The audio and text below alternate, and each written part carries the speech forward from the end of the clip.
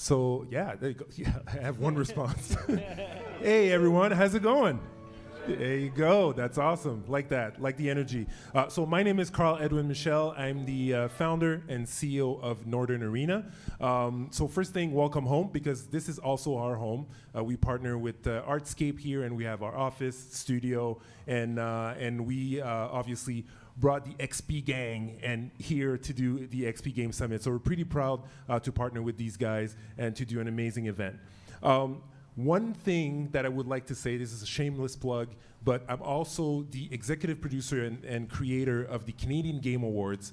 It's happening tonight and tomorrow. So tonight at 7:30 p.m., we'll have the Canadian Indie Game Awards, and you can see it on Twitch, twitch.tv/CGame Awards. And tomorrow at 7:30 also, we'll have the actual Canadian Game Awards. So please, make sure that you tune in. It's going to be a lot of fun, especially you guys. There you go. That's awesome. All right, so I would like to start this panel. Just to let you know, this panel is brought to you by, Investment Quebec. Investment Quebec, there you go. You know what that means, right? The panel's gonna be in French. No, I'm joking. Investment Quebec brought us here together to have a wonderful panel. We have great gentlemen here. I'm gonna introduce them quickly, but before, I just wanna give a quick overview of what is going to be this panel. So, the name of the panel is How to Improve the Gaming Experience with Strategic Partners. To create amazing games, studios need strategic partners to support them with non-core activities so they can focus on what they do best. EdgeGap, Game On, Pixel Audio, and Please Fix by Turbulent will discuss how strategic partners can provide added value for gaming companies. So this is what we're going to talk about today. Now, before we go further, obviously, I would like to introduce you to the amazing panelists, the amazing panel that we have today. I'm going to start actually with Sean. Sean. So Sean Gauthier Nelson, he's the co-founder and business development at Pixel Audio. Sean, I would like for you to take maybe 2-3 minutes just to introduce yourself and also introduce what you guys are doing in the company. Hi, everyone. Yeah, I'm Sean from Pixel Audio. We've started Pixel Audio 10 years ago. I've associated with 3 audio artists, which I'm not. I do biz dev and sound design. I do biz dev and management mostly. We are now a small core team of 7, and we are working with, of course, freelancers and usual suspects to help us. And we do, I like to say we do everything sound. We do voiceover recording, sound design, music, of course, dynamic and modular music, and implementation in sound engines and game engines also. We worked with small indie studios and major studios like Square Enix in Montreal. We've worked with EA. We work with Thunder Lotus that you might know, and other teams like Typhoon or middle indie teams. Yeah. Cool. Thank you. Thank you, Sean. Now I would like to talk to Benjamin Denis, business development at EdgeGap. Benjamin? Awesome, so thank you. So Benjamin, as Cal said, I'm not that awesome, but I'll do my best to be funny because it's a panel, so let's do jokes. Benjamin, biz dev at EdgeGap. What we do at EdgeGap is we offer game hosting, so like the not so cool part of games. You guys are a lot cooler. We can look at your products online. They look fantastic. But we offer server backend, which is not so sexy. But we do it in a really nice way. We are highly performant and highly automated. The goal is for game studios of any size to be able to focus on making the game better and more exciting to players while ensuring that they have a performing backend that works by itself, right? That's what we try to do. So we try to remove the hard, numerical, unsexy part of having a multiplayer game so that game studios can focus on the nice things, the skins, the new characters, the gameplay, the balance. I didn't say it, but I come from the esports world. Carl can testify. So for me, everything which is related to balance, fairness, and obviously having low latency is extremely important. There you go. I love that. Nick Schmidt, executive producer at Game On. Thank you, sir. Hi, I'm Nick. I'm executive producer at Game On. Game On is a studio in Montreal that started 20 years ago. Actually, this year is our 20th anniversary. Started as an audio provider for games, mostly in Montreal to start with. But we've pivoted about 8-9 years ago, and we're now, we also have a Mocap Studio, which last time I checked is the largest mocap studio in the eastern seaboard of North America. So that's, nothing to spit at. And so we do mocap for games. We do animation, technical animation support, full in-engine cinematics, including post and pre and post production, so asset development, rigging, and all that jazz, VFX, lighting, and engine. And also a bit of audio support still for the full performance capture that we record. Also do a bit of VO. So our latest projects would be that you could play. So we did the cinematics, the full cinematics for Outriders that came out a year ago. And we also worked a lot on our friends at Warner Montreal on their upcoming game, Arkham Knights. So that's something to look at when it comes out, I think at the end of this year. That's awesome. So that's pretty much it. Thanks. All right. Thank you. And last but not least, Michael Rodriguez, Business Development Director at Please Fix by Turbulent. Thank you. Hi, everyone. Very happy to be here. Very happy to be on this panel. As Carl mentioned, I am with Turbulent, and we are working on a new product called Please Fix. But a little bit about Turbulent first. We're also celebrating our 20 years this year. It's coming up. It's right now in April that is happening. And we're bringing to the market Please Fix, which is, we're calling it the world's first player-driven bug reporting and resolution platform. So this takes on many aspects, but essentially what it's trying to do is provide a centralized channel for players that encounter issues while playing, so that they can report it and communicate directly with the developers. But it's not just one way, it's a two-way communication. We have 2 founding cases right now that we're bringing to market. So our first partner is with Cloud Imperium Games, the developer behind Star Citizen, where Please Fix is known as Issue Council and has been installed there for about 2 years at this point in time. That was our initial case with Please Fix. And we just launched R6 Fix 2.0. So it's the second version, the most recent version of the platform, and that's with Rainbow Six Siege. And we're working with Ubisoft Montreal on that as well. Fantastic. That's awesome. Well, welcome, everybody. Thanks for being here on the panel today.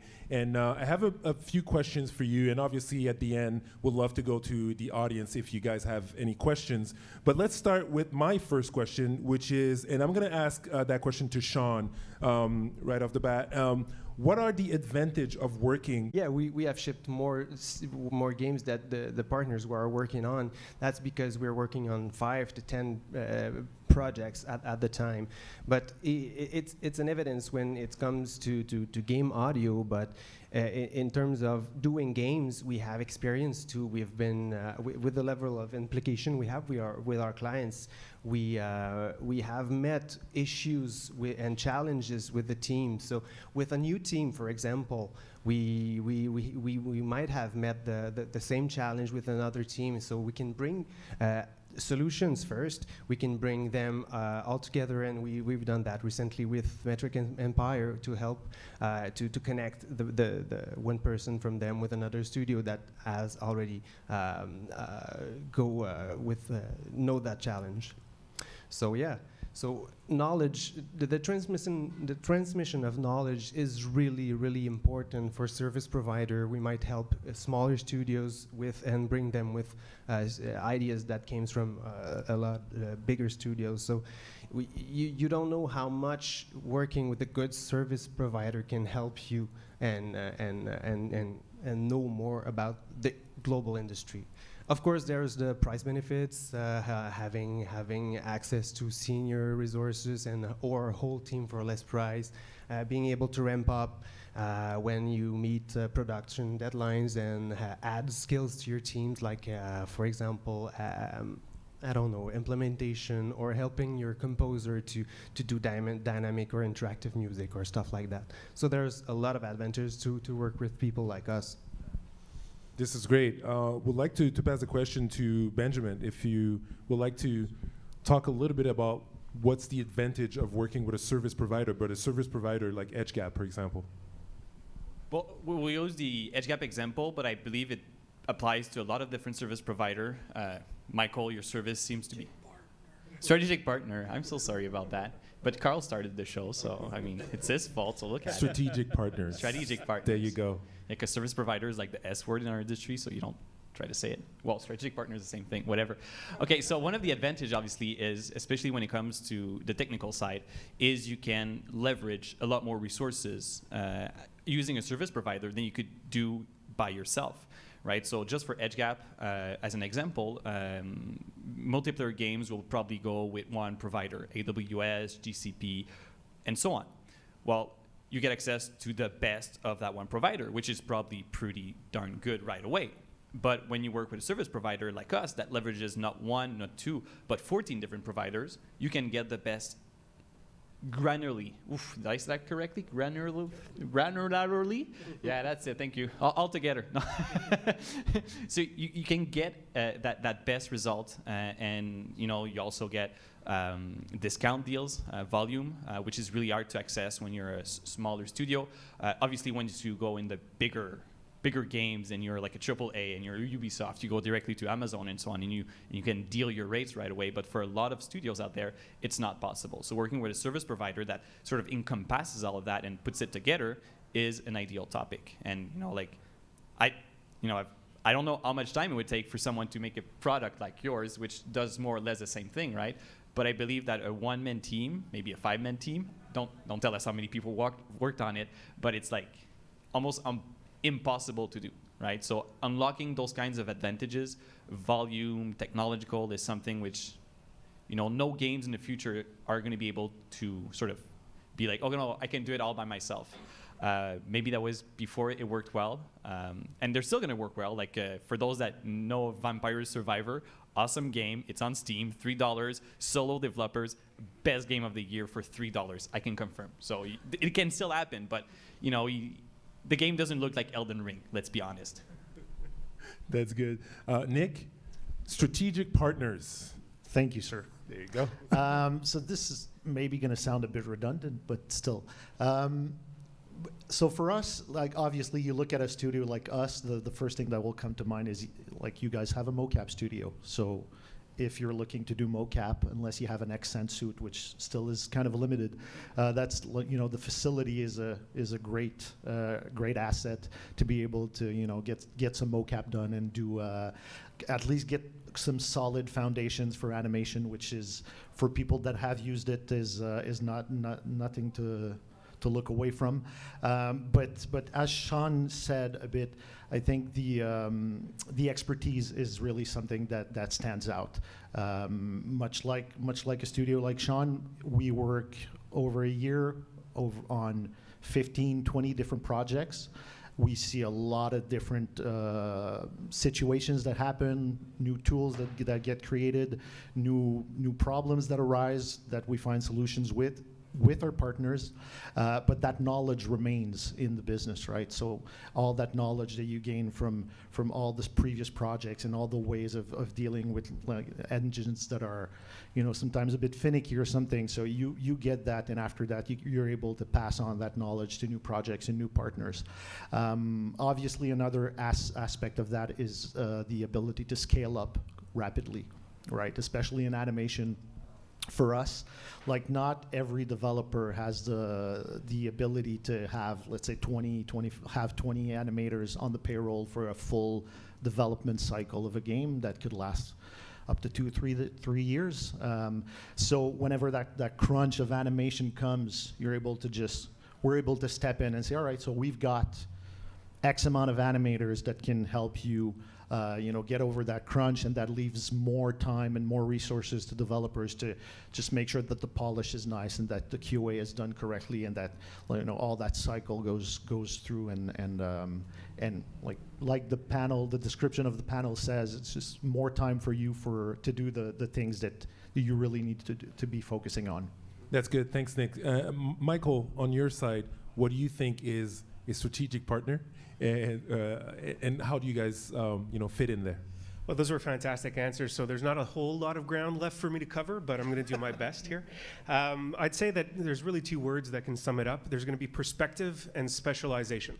So if we talk about specialization, it's quite simple. This really just, to beat a dead horse, I'm sorry to do this, but it's essentially, it allows you to focus on what you're trying to do, which is namely, in a developer's case, make a great game. So by bringing in strategic partners like ourselves and other companies that are out there, you are able to focus and basically offload a portion of that problem to people that are specialists in that particular area. So you get the benefit of their experience. You're able to onboard that quickly into your project. And as was mentioned before, you accelerate on the development side. But the perspective part is what's interesting, is because sometimes strategic partners like ourselves know a problem set so very well that we can identify the hurdles before you're even aware that they exist. So this can also create a time savings, and time is money. It's a platitude, I'm sorry, but it essentially is what it is. The faster you're able to get to your goals, hit your milestones, the more successful you are, and there's more time for polish afterwards. So that's really where strategic partners can help you by identifying those pitfalls and by having the expertise required to specialize and let you focus on what you're trying to do. I have a question for all of you. It's an open question. So do you guys work with on multiple projects at the same time? And how do you cope with the technology that is changing so rapidly, especially in the video game industry? To answer your question, yes, we do work on multiple projects at the same time. I'd say at this very moment in the studio, we're working with at least 7 or 8 projects. Tell us more. And we're ramping up on others. And the follow-up to your question was, how do we keep up? Keep up with technology and, yeah. I mean, obviously being able to work on different projects at the same time brings us different perspectives and different tools and different problems that, like we said earlier, we're able to solve by finding solution, by working on them conjunctly with the partners. But I'm going to speak for our studio, so we do have a team of developers and like R&D specialists that do work on some tools and kind of try to and stay always ahead of what's coming. So Unreal 5, for example, is something that's been announced for years, and we know it's coming. It's not that readily available still, but we still have teams of people just already working on it, making sure we're ahead of everything. It's not a choice. You gotta keep up because you're going to go out of business. Where you guys are coming to us because of that, because we are ahead of the technologies, ahead of the solutions. So we gotta do that. Yeah, no.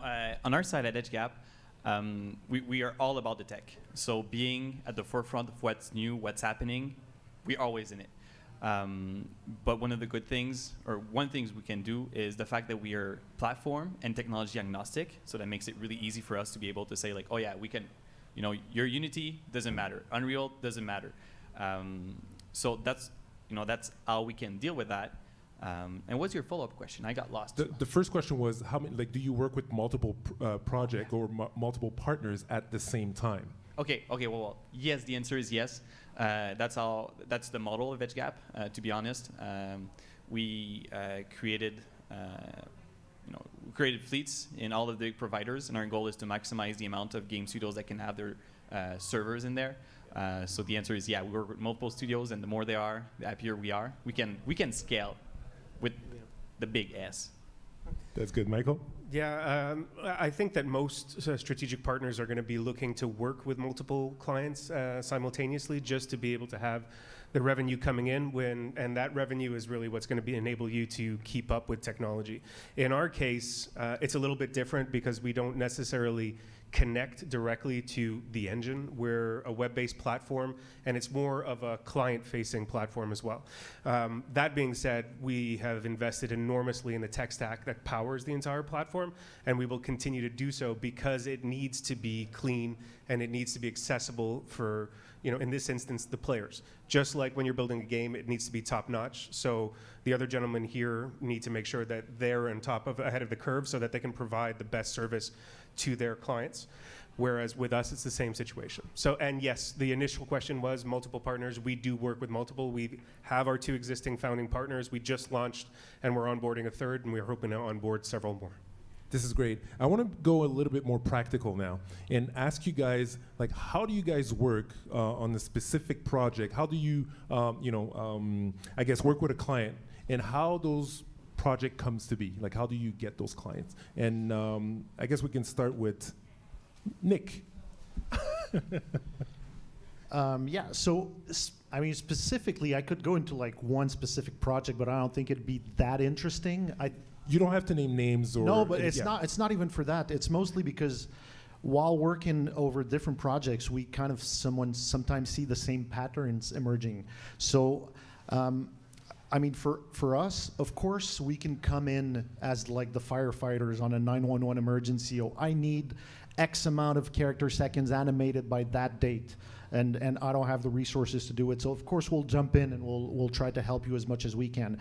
But the element that really changes the partnership for us is when we're allowed to kind of jump in the project as early as possible, kind of onboarding our team on a developer's team just as they would let's say a new department.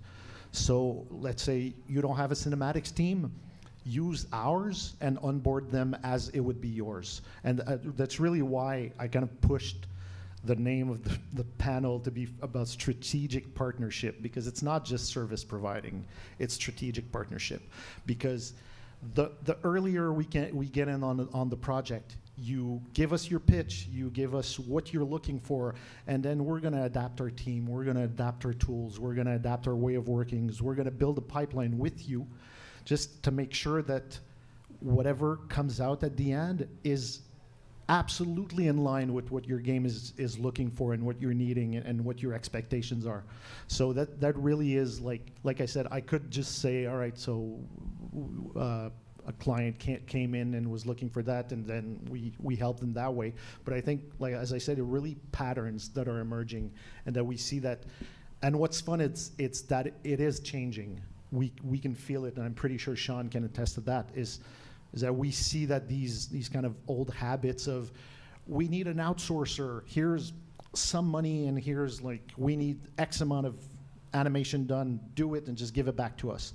No, we can work with you ahead of time, we can do the integration, and we can make sure that everything works flawlessly. I have a specific example of what you meant before. With Square Enix, for example, they came to us to help them restructure their entire audio pipeline, because after they launched the Go streak, Lara Croft Go, Hitman Go, and Deus Ex Go, and Hitman. They didn't have an audio team for 3 or 4 years in-house. So after that, and we're, when you start, it's always chaos. You never know where to start, where to begin. And we do that a lot of time. When people are coming to us, we're used to start projects and put everything together. So they came to us to help them do that and restructure that. And for me, one specific added value that we have, it's with small teams, and we don't have a lot of turnover for employees like big studios have. The knowledge stays in the business, so we can help them going and up their game. Yeah, and if I may piggyback, the idea is, for us too, the earlier we are, the more we can bring value. We can also be there and extinguish fire. One of the latest games that came out on the Artscape platform, it's Kung Fu Kickball.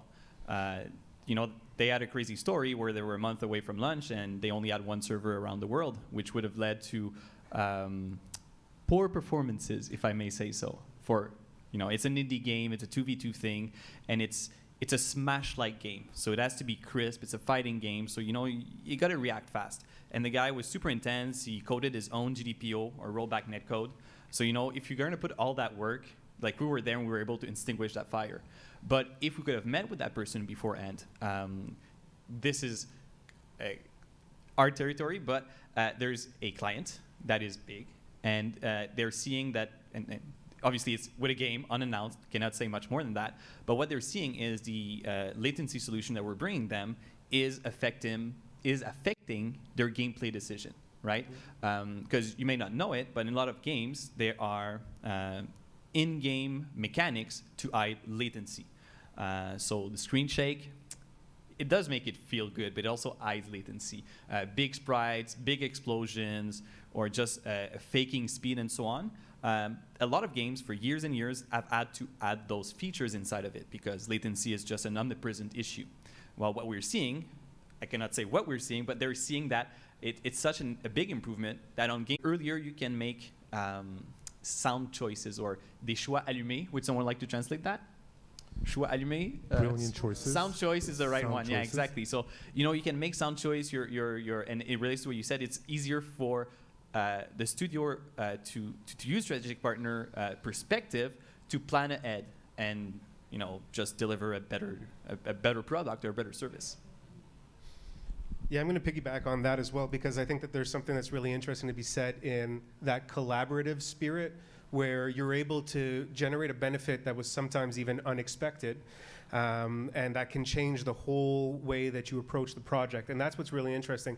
In our case, Please Fix, Turbulent might be 20 years old, but Please Fix is about 2 months old. So it's a brand new idea, it's a brand new platform. So it requires a little bit of a shift because it does affect community management in the way that it's traditionally been done.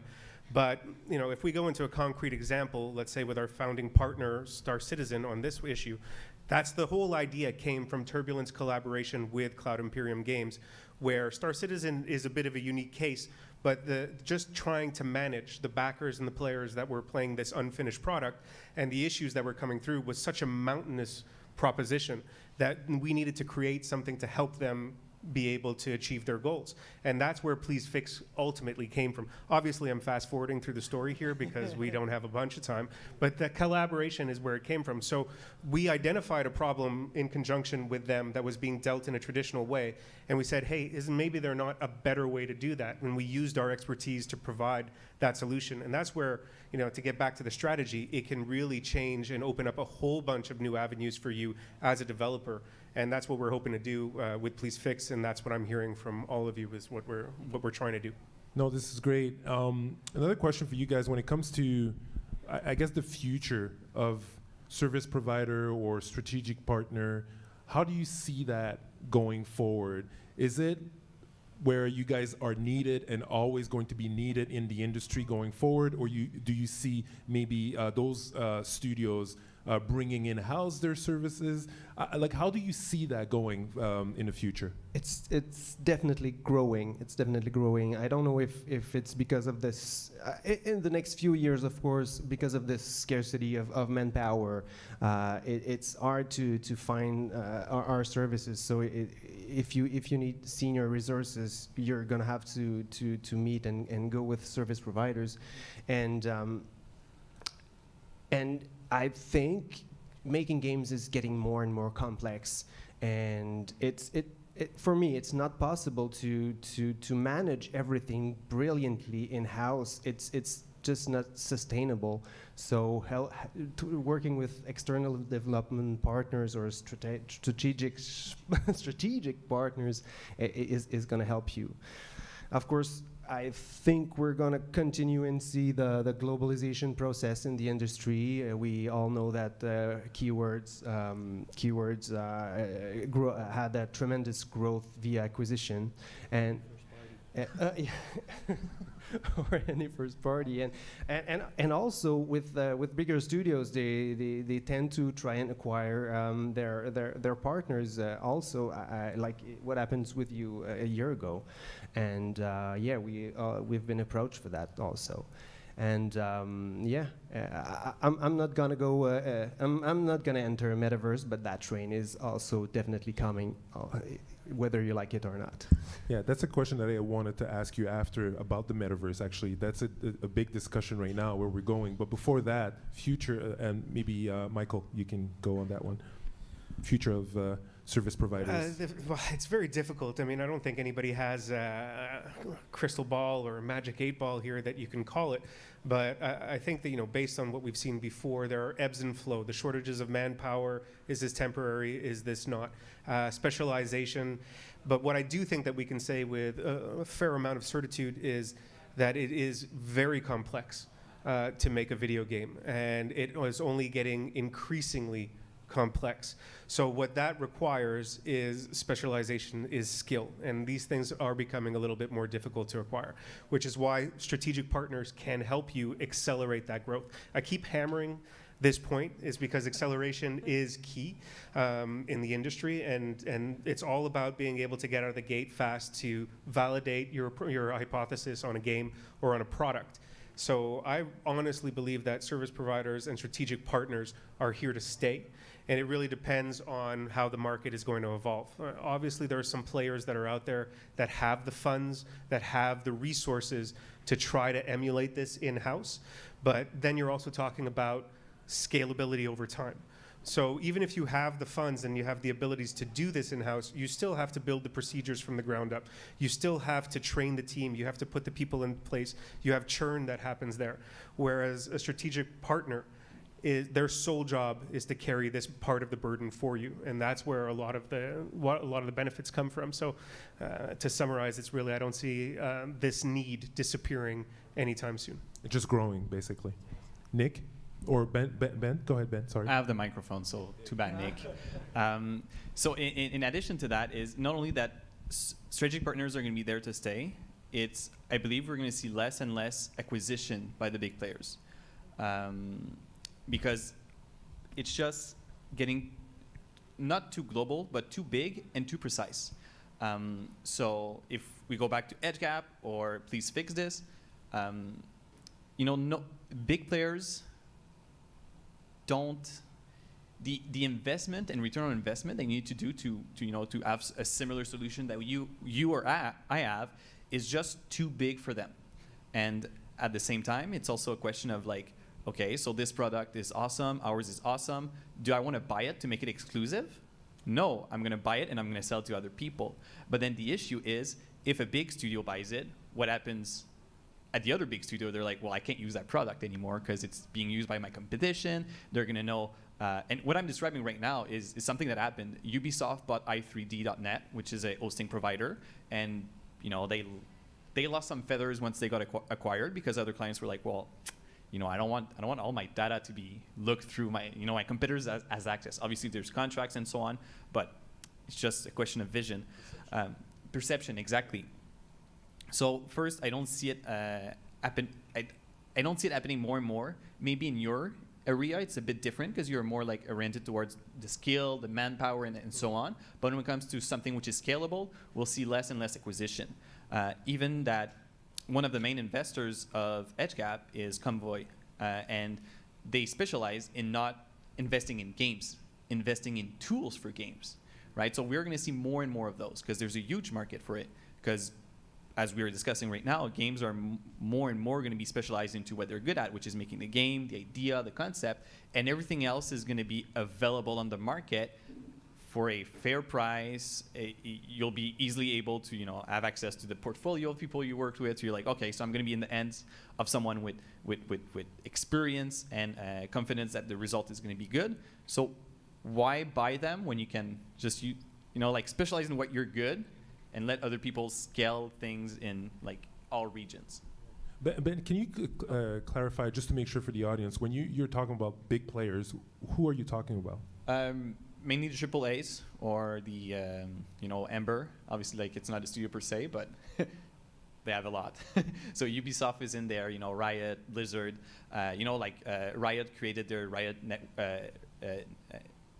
How they call it, the Riot Direct, which is the backbone infrastructure for League of Legends, which they implemented so well, a couple of years ago, and that was used to develop Valorant, because Valorant is also going to be super sensitive to latency, so I had to build something super strong on that. Well, right at the means and the power to do it, are we going to see big players do the same thing in the future? Seems unlikely to me with the information I have right now, because it was a huge investment. We were talking about hundreds of millions to reduce latency. But okay, fine, you reduce latency, but how much ROI is that going to give you, right? Did they make 101 million of profit because they reduced latency by 20 to 50%? They know, but most people don't. And it seems unlikely to me that the trade-off is so direct. Nick? Thank you. So the future of strategic partners is, it's going to sound a bit redundant again, but I also think that strategic partners are here to stay. They're not going to disappear at all. They're just going to evolve, and we're kind of seeing it now. And I'm going to sound like a broken record, but I think we're actually in the middle of the transformation from service provider to strategic partner, in the sense that you see more and more developers finding and seeing the benefit of like onboarding an outsourcer as early as possible, sharing what they want to do with the game, giving them like the full brief of the project to make sure that whatever is going to come out of that strategic partner is going to be totally in line. As I said earlier, we still do the 911 work, and we still do like the very smaller projects, but the partners that come back are the ones actually that have done have taken the step of kind of onboarding a team, working with them, sharing some tools, sharing some resources, building the pipelines together. And they're really the ones that see the benefit, kind of like having, yes, they're external, they may be in another city or country even, but it really feels like that team is on your team. We're seeing more and more on our side, we're seeing more and more of our artists or lead that are attending production meetings with our partners to understand like what the changes are, because some creative director in whichever studio may think that the new decision that they're taking may not impact mocap animation or cinematics, but it does. It does more often than not, and they don't have to think that far ahead. By onboarding us, we can tell them, you know what you just did now, it's going to change this parameter or that way of working, and we're going to implement that for them, and we're going to work with them towards making sure that everything's in line. Like hiring a service provider or a strategic partner is not a magic wand that you just go like, all right, here, do some work. It takes some preparation. It takes some pre-production. It takes some meetings, and the more people see that, the more developers see that, the more they, like I said, they see the benefit. And I think right now it's changing. That's cool. I want to bring it to somewhere else. We talked about the future of service provider, strategic partner. We were talking about technology changing, evolving. Briefly, we mentioned the metaverse. How do you see this going, and how do you guys fit in that? Because those are a lot of buzzwords, but there's actually something happening behind this, right? Like we're talking about metaverse, the NFTs and crypto and all that stuff. Where do you guys see, I guess, your companies and what you do fitting into this new world? And I see Nick passing the mic. He's like, yeah, not me. Maybe you, Sure. Michael? Yeah, it is a big question, but it's essentially how we want to plot our course forward. I'm trying to gather my thoughts as I'm rambling over here, but at the same time, it's a really interesting question: is how do we fit in with the current evolution? And I think this goes back to understanding what our part of the problem is really key, at least for us, right? You know, what we're trying to do is we're trying to spark that kind of innovation at Please Fix. We want to change the way that player-generated bugs are viewed, not only by players but also by developers themselves. These are traditionally a concept that's quite difficult to corral to get any kind of value from. And we feel that there's a gold mine in value for both parties. There's also the ability to get clear reports, and there's the ability to let your players know that you actually want to make the better game for them and with them. So that collaboration is what we're trying to do. And the reason I'm talking about this is because we're looking at that future already. We're looking at a new way to change this existing paradigm and try to make it a little bit better. So that's how we're dealing with it specifically from our end. I don't know if I'm giving you guys much to piggyback off of here, but that's our future or forward-looking thinking. Thank you. Benjamin, I know you wanted to jump right away. Yeah, exactly. Metaverse is a really fancy word, but if I dumb it down, and it's not going to be so dumbed down, on my vision of seeing it, it's metaverse for me is a persistent, interactive, multiplayer world, right? And that's usually called an MMO, and we can serve them just as any other MMOs. Obviously, when it comes to metaverse, there's going to be more specific needs, either on the server side, the capacity of amounts of players that can be in there. That's not like the most exciting thing for us, because the more players there are, the harder it is to reduce latency and increase experience. It's still doable, but we won't have like 40% reduction on latency, which is super cool. But at the end of the day, that's what we could do with metaverse. We can enable any kind of metaverse, unless you're talking like 10,000 concurrent users on one server. That's still like even for those that are highly focusing on that right now, it's still a extremely big challenge because. It's a lot of processing power, and we didn't even talk about the GPU and cloud and so on.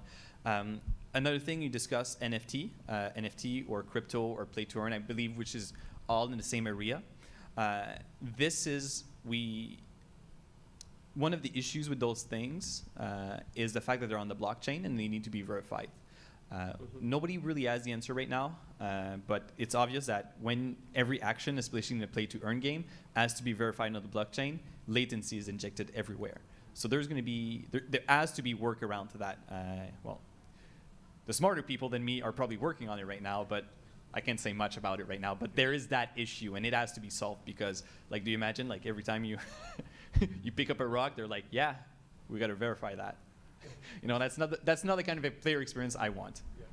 Sean? Same thing with faces, same thing with voices, same thing with everything you're going to see in the metaverse. So I think I don't want to enter the ethical part of the metaverse, but I think it's going to be something that you're going to have to feel secure into that, and to feel secure that you're talking to the great person. So for us in audio, I don't know, maybe adding a security level on the voices you have in the metaverse and stuff like that. The same thing with the NFTs and insurance and insurance companies and in the metaverse. How are we gonna insure our Lamborghini in the metaverse? It is something, but of course there's gonna have new tools, new ways, but we're gonna invent that as we go, and based on what we already know. I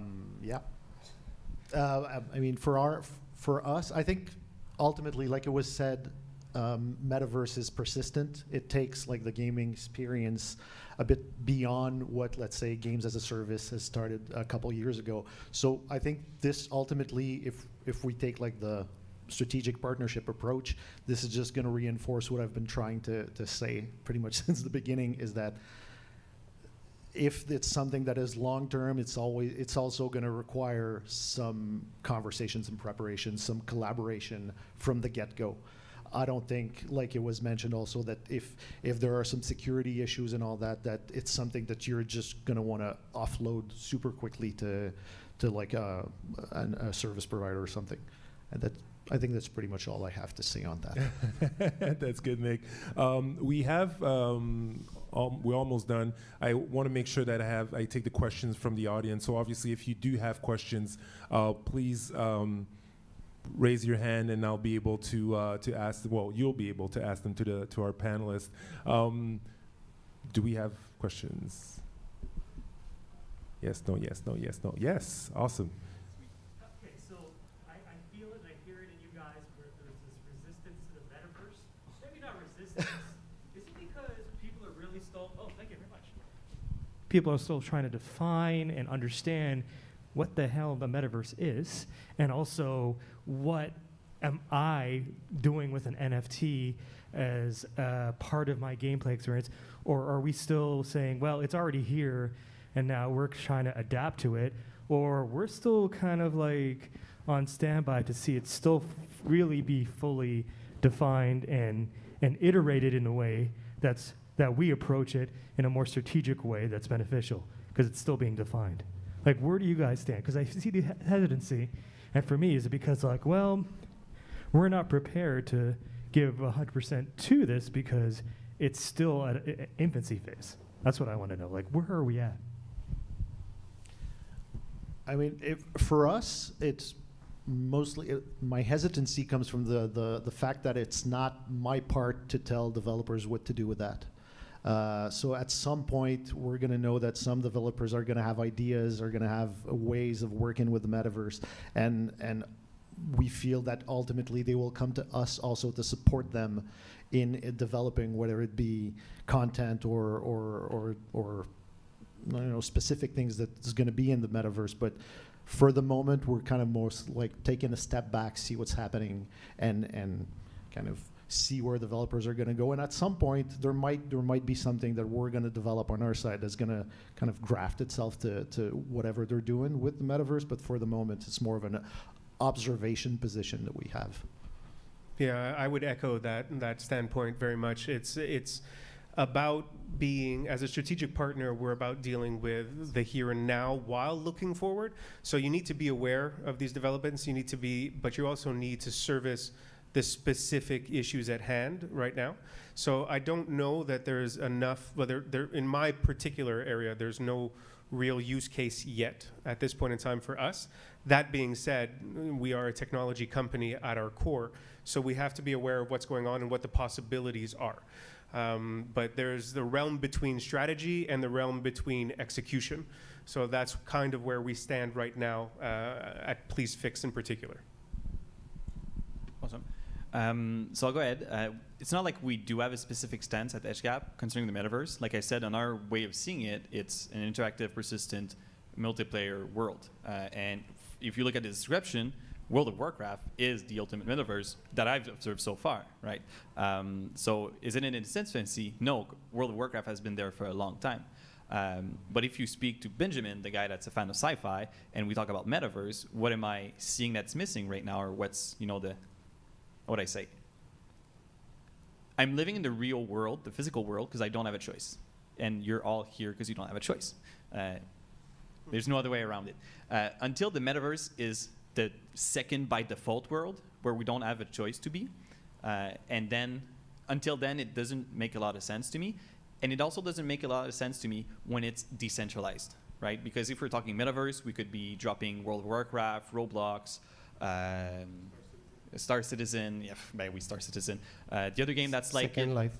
Yeah, I know. So there's a ton of them, right? But they're all like in their little silo where it's like, unless you're another Star Citizen fan, I cannot connect with you on the metaverse. But I'm a WoW fan, and I can connect with other people in that metaverse. So until there is like one metaverse, which is easily accessible from all of those siloed metaverse, because there's always going to be a siloed metaverse, just like there's siloed industries in the physical world, right? Everybody's interested by gaming. If you be in fintech, you're in the wrong place. Or, you know, maybe not the wrong place, but it's not like, it's siloed, just like, you know, World of Warcraft and all those metaverse are siloed right now. And until it's like, you know, I can easily navigate from one to the others, for me, it won't feel like it's a real metaverse. It's still going to be like a persistent, interactive, multiplayer world. I agree with that. We don't have to be at the forefront of the metaverse. Our clients will bring ideas, and we're going to help them challenge those ideas and help them pour régler solve these issues. That's great. So if we don't have more questions, I think we're going to be able to close the panel today. but I just want to make sure that I don't miss any. Oh, there you go. Sorry. I'm just going to come to you.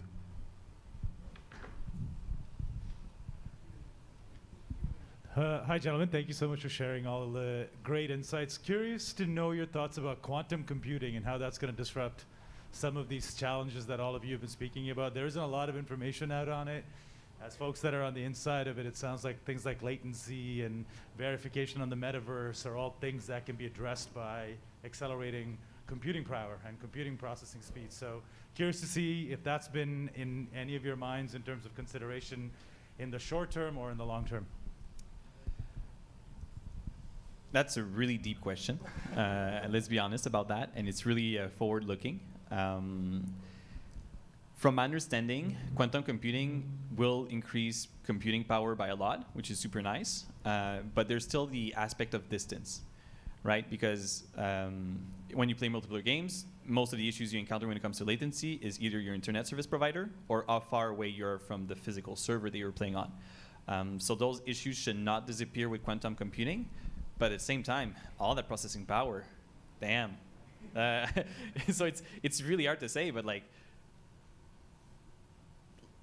there's still going to be, like, because you touched the point of latency, there's still going to be latent issues even if you have quantum computing, but it's going to be, and you know, it all comes down to business use case, right?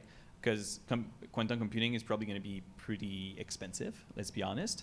And you know, aside from metaverse and blockchain, I do not personally see like a clear, obvious application for, like, let's say the gaming industry. Obviously, when you come to the science and you know, like research and all that kind of stuff and AI, huge.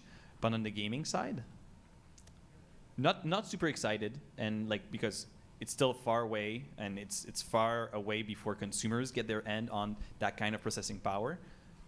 So like, it's exciting, just like the metaverse is, but like on the short term, not much. Oh, yeah. Okay, cool. Oh, Nick? No. No? Okay. All I can say is that, yay, quantum computing, if it goes faster, I'm happy, but that's it. I've got nothing of substance to add to that. That's awesome. Well, Sean, Benjamin, Nick, and Michael, thanks for taking the time to talk to us today. Super happy and to have the time to talk to you guys about strategic partnership, and service providing in the video game industry. So I'm super stoked about that. Again, thanks to the audience and to the people online for watching. Again, a little housekeeping on my side. Tonight at 7:30 p.m. There'll be the Canadian Indie Game Awards that is going to be on Twitch at twitch.tv/CGameAwards. And tomorrow, it's going to be the actual Canadian Game Awards that is going to be broadcast online. So please join us online to watch it. There's a VIP party at 7:30 also here, so you'll be able to see it. Even if you're in that venue, we're going to project it on the wall. So again, thank you everyone for taking the time to be with us today, and enjoy the rest of the XP Game Summit. And thank you to Finance Québec for this panel. Investissement Québec. Oh my God, sorry, but Investissement Québec. Thank you. Thanks for being there.